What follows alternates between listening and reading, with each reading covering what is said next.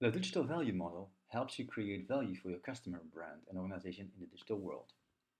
In this video, we will focus on the human side of the value proposition. Building companies with digital core is quite hard, so the model helps you build your day after tomorrow value proposition, tell you the story of the value proposition, and evaluate your state of digital of your value proposition. But first things first, what is a great value proposition? I advise you to check out the website from Strategizer, where you can find a lot of characteristics of a great value proposition.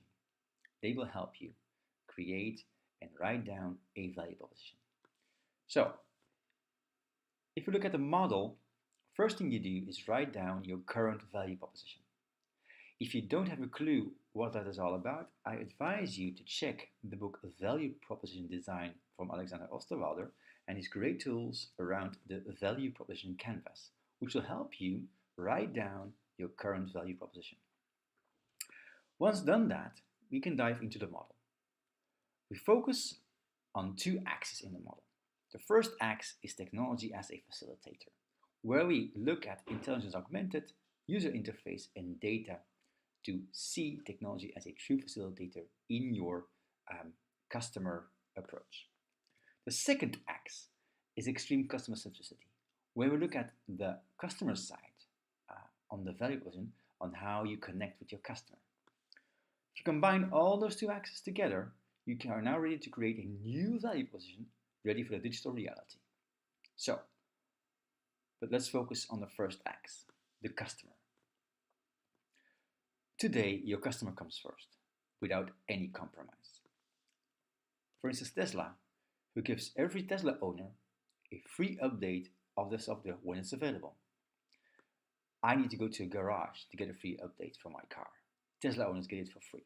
So, in the digital world, offline and online are colliding together, so you can create one customer relationship. For instance, like Coolblue has done. They've built an online web platform and they sell almost everything in Holland and Belgium. Later, they opened up a few stores and they just said, well, what we do online, we're going to do exactly the same offline. So when offline and online are not viewed as two separate worlds, you create one customer relationship. In this new world, it's all about old philosophies combined with new technologies. The same with Burberry. When they opened up their new shop in Regent Street in London, they had a brick and mortar store stashed with digital technology to enhance the customer experience in their store.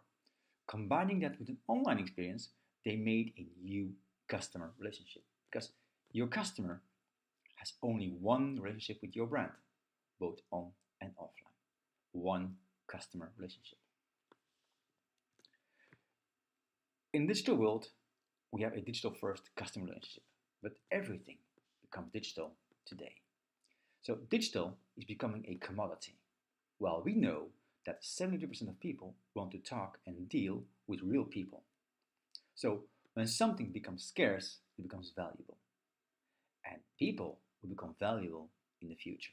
So if you want to look at the future and transformation of the future, we have to look at both axes, both digitally and humanly. If you don't transform at all, you'll die fast. Look at Blockbuster and Kodak on that part. If you only focus on digital transformation, you will be in a fighter market together with Zalando and Amazon, and I wish you all the best. If you only focus on the human side, well, you'll be strong today locally, but probably not enough tomorrow. So you need to focus on both axes, and that's where digital and human are coming together in the customer relationship of the future. So in the future, you create a digital first relationship with your customer, like Citizen has done in their hotel chain. Go visit them because they're a cool chain all over the world. They really rethought the customer relationship. They said, well, what we can digitalize, we will do so. For instance, the reception. What else can a reception add than a smile? Because the only thing you want to do is just check in. So when you arrive at a hotel, you have your app, or you have your confirmation with you. You go to the computer and they will give you your room key. As you go up to your room, the rooms are designed to be in to do some work, to sleep, or take a shower. But they really thought about how can we add human value in our hotel chain. So they built the biggest bar and living room in their hotel, so people can really connect there and meet people with a real bartender who will also help you with small problems on your rooms and any other items. Because we know people love people. The human interface of the future will focus on empathy, passion, and creativity. Three elements which we think humans are really good at. Well, maybe not so in creativity, because when it's only about experimenting over and over again, I think a computer can do that better and especially faster than any human being can. So let's focus on the empathy and the passion where we as humans can really add value. Because computers alone add value, but if you put people together with computers, they add even more value to your customer value proposition. Because no computer ever invented a better computer. Computers can personalize, but humans will make it personal. Computers can predict, but humans will surprise. Computers can confirm, humans will smile. Computers will deliver, humans will over-deliver. But in the future, we look for the ultimate digital relationship together with the ultimate human relationship. If we look at the digital relationship, we look at operational excellence with on-demand services and an ultimate convenience for your customer. With a user experience, intelligence augmented, and data as three key elements for operational excellence. On the human relationship, well, we look at the most personal experience you can give to your customer, an awesome company to buy from, so you can really establish an emotional connection with your customer. On that part, we look for empathy, passion, and some creativity. Combine those two together, the digital and the human side, that's where you have customer intimacy. And that's where you want to go with your customer. I think she understood what I was talking about. She didn't. So, let's focus again on the digital value model, the extreme customer centricity side. Try to answer the next questions if you look at the emotional connection with your customer. How does a human add value to your value proposition?